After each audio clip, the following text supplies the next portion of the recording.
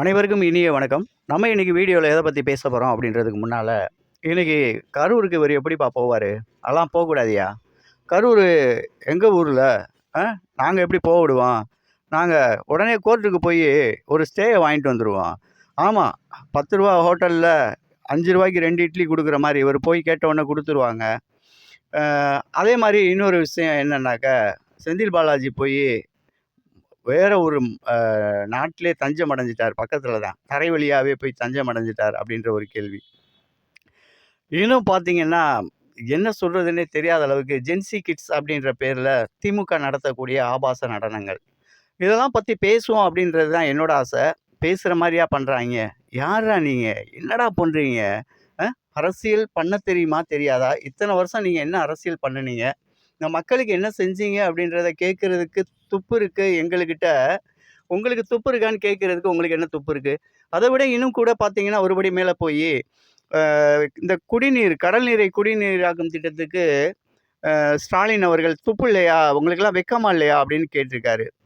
அதை கேட்குறதுக்கு உங்களுக்கு வெட்கமா இல்லையா? அப்படின்னு தான் எங்களுக்கு கேட்க தோணுது. முதல்ல நமது வெற்றி தலைவர் அண்ணன் மாண்புமிகு முதலமைச்சர் கரூர் இன்னைக்கு போவாரா போக மாட்டாரா அப்படின்றத பற்றி பேசுவோம். அதாவது 11ஆம் தேதி போகிறதா இருக்குது. இது உண்மையிலே ஒரு அரசியல் தெரிஞ்ச சட்ட வல்லுநர்களுக்கு நல்லாவே தெரியும். இது தனிப்பட்ட நபரின் தனிப்பட்ட ஒரு பயணம் அல்ல. இது முழுக்க முழுக்க பார்த்தீங்க அப்படின்னா, இது நம்ம அரசு சம்மந்தப்பட்ட நிகழ்ச்சி. இந்த அரசு சம்மந்தப்பட்ட நிகழ்ச்சிகளுக்கு மக்களுக்கு செய்யக்கூடியதை செய்ய போகக்கூடாது அப்படின்னு சொல்கிறதுக்கு யாருக்குமே உரிமை இல்லை. வழக்கு அப்படிங்கிறது இன்றைக்கி சிபிஐ சரண்டர் பண்ணது டெல்லி கோர்ட்டில் விசாரணைக்கு வருது.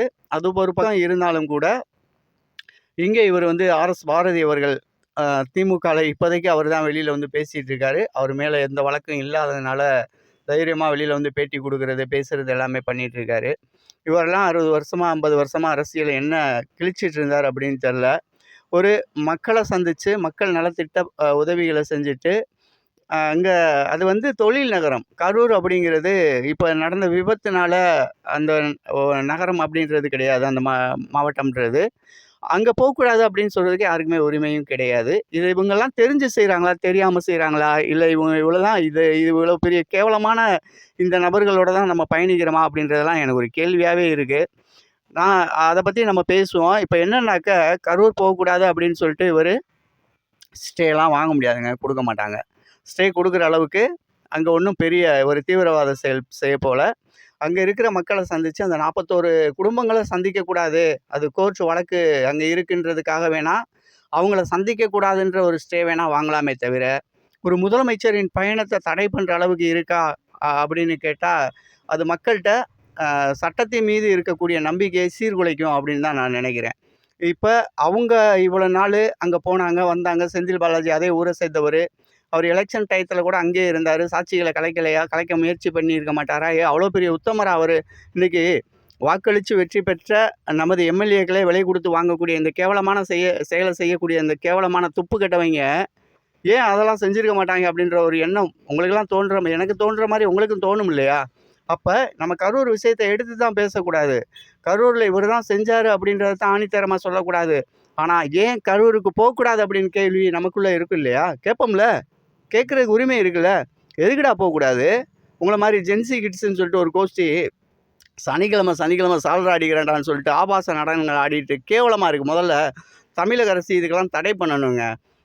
ஒரு வானவில் அப்படின்ற குரூப்பை வச்சுட்டு ஆபாச நடனங்கள் ஆடி மக்களை இவங்க உண்மையிலே இவங்க பண்ணட்டுங்க. இவங்க பண்ண தான் மக்களுக்கு வெறுப்பு வரும். இந்த ஜென்சி கிட்ஸு தான் மிச்சம் மீதி இருக்கிற அந்த திமுகவை அழிக்கக்கூடிய ஒரு சக்தியாக மாறி இருக்காங்க.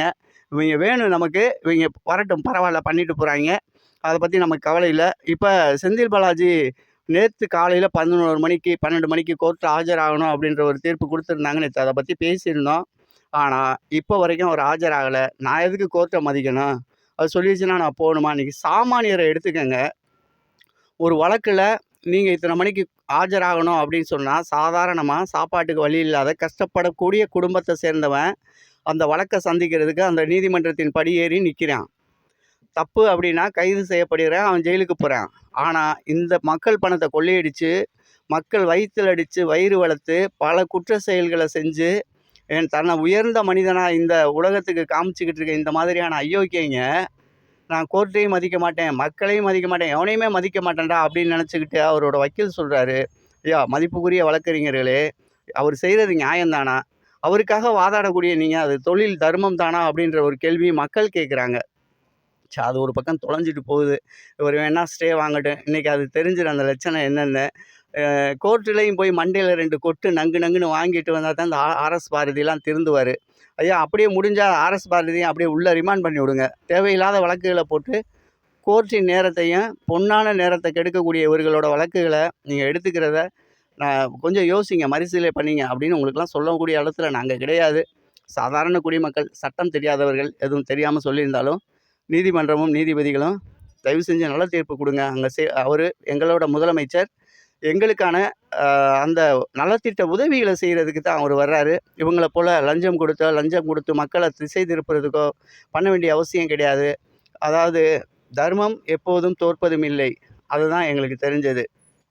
தர்மம் தோற்று போனதா சரித்திரமும் கிடையாது, நீதி வெல்லாமல் இருந்ததா சரித்திரமும் கிடையாது. அந்த 41 உயிர்களின் அந்த ஆத்மா இவர்களை சும்மா விடாது அப்படிங்கிறதையும் நான் சொல்லிடுறேன். அதாவது அரசன் அன்று கொள்வான், தெய்வம் நின்று கொள்ளும் அப்படின்றதுக்கு எடுத்துக்காட்டா தெய்வம் நிச்சயமாக கேட்கும். அவங்களுக்கு இப்போவே அந்த 41 உயிர்களின் ஆத்மா இன்றைக்கி இவங்களை ஓட விட்டுருக்கு. அந்த உயிர்கள் அன்று பரிபதித்த அந்த உயிர்கள் இன்றைக்கி இவங்களை ஒளிய விட்டுருக்கு. அந்த உயிர்களின் அந்த மனசு அந்த நேரத்தில் அவங்க பட்ட அந்த வேதனைகள் இவங்களை தெருவாக ஓட விட்டுருக்கு, குடும்பத்தை விட்டு ஓட விட்டுருக்கு, பணத்தை விட்டு ஓட விட்டுருக்கு. பணம் காசெல்லாம் எனக்கு வேணாம், நான் இனிமேல் நிம்மதியாக இருந்தால் போதும்டா, எப்படியாவது பிடிச்சி உள்ளே போட்டுருவாங்க போல், என்னை காப்பாற்று அப்படின்னு சொல்லி இவங்கெல்லாம் கலங்கி போயிருக்காங்க. இப்பேற்பட்டவங்களுக்கு மத்தியில் நமது வெற்றி தலைவர் விஜய் அண்ணா கரூர் போகணும், அந்த மக்களை சந்திக்கணும், அங்கே இருக்க நலத்திட்ட உதவிகளை செய்யணும் அப்படின்றது நமது ஆசை. நிச்சயமாக அது நிறைவேறும். நமது வெற்றி தலைவர் விஜய் அண்ணா செஞ்சு தருவார் அப்படின்றத உண்மையிலே நானும் எதிர்பார்க்கிறேன். கரூர் மக்களைப் போல அங்கே இருக்க பாதிக்கப்பட்ட நமது அன்பு உறவுகளைப் போல நானும் எதிர்பார்த்துட்ருக்கேன். அவங்களுக்கு நல்லது நடக்கணும், அந்த குடும்பத்தில் பாதிக்கப்பட்ட அந்த உறவுகளுக்கு வேலைவாய்ப்பை ஏற்படுத்தி நமது வெற்றி தலைவர் கொடுக்கணும் அப்படின்றத நான் சொல்லிக்கிறேன். அதே மாதிரி செந்தில் பாலாஜி அவர் அவ்வளோதான், ஓடி ஒளிஞ்சிட்டார். இனிமேல் அவர் வர்றதுக்கு வாய்ப்பு கிடையாது. இன்றைக்கி மதிப்புக்குரிய முன்னாள் எம்எல்ஏ ஸ்டாலின், குளத்தூர் முன்னாள் எம்எல்ஏ ஸ்டாலின் அவர்கள் நம்ம இந்தியா விட்டு தப்பிச்சு எஸ்கேப் ஆகிட்டார். அவர் திரும்பி வருவாரா? வந்தால் வருவார் அப்படின்ற மாதிரி இருக்குது.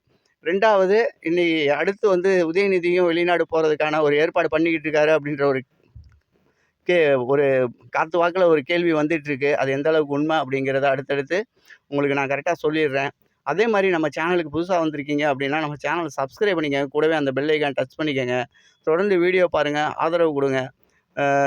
நம்ம தூய சக்தியாக இருக்க நமக்கும் தீய சக்தியாக தீஞ்சு போன சக்தியாக இருக்கக்கூடிய திமுக அதிமுகவுக்கும் எப்போவுமே நம்ம தலைவணங்கி பேசணும்னு அவசியம் இல்லை. மாற்றுக் கட்சியில் இருந்து இணைகிறதுனால நம்ம கட்சியில் இருக்கவங்களுக்கான அங்கீகாரம் குறையுது. அவங்க முன்னால் நின்று தன்னோட பவரை காமிக்கிறாங்க. அது உங்களுக்கான அந்த வாக்குகளையும் உங்களுக்கான உரிமையுள்ள அந்த சொந்தங்களும் அப்படின்னு இருந்த அந்த உணர்வு பாதிக்கப்படுற மாதிரி உள்ளூர ஒரு பயம் இருக்குது. ஐயா மதிப்புக்குரிய முதலமைச்சர் ஐயா வணக்கம். இதை கொஞ்சம் நீங்கள் கருத்தில் கொள்ளுங்கள். நன்றி வணக்கம். அடுத்த வீடியோவில் சந்திப்போம். யாதும் ஊரே யாவரும் கேளீர். கணியன் பூங்குன்றனார் பிறந்த மண்ணுக்கு சொந்தக்காரன் என்ற மகிழ்ச்சியுடன்.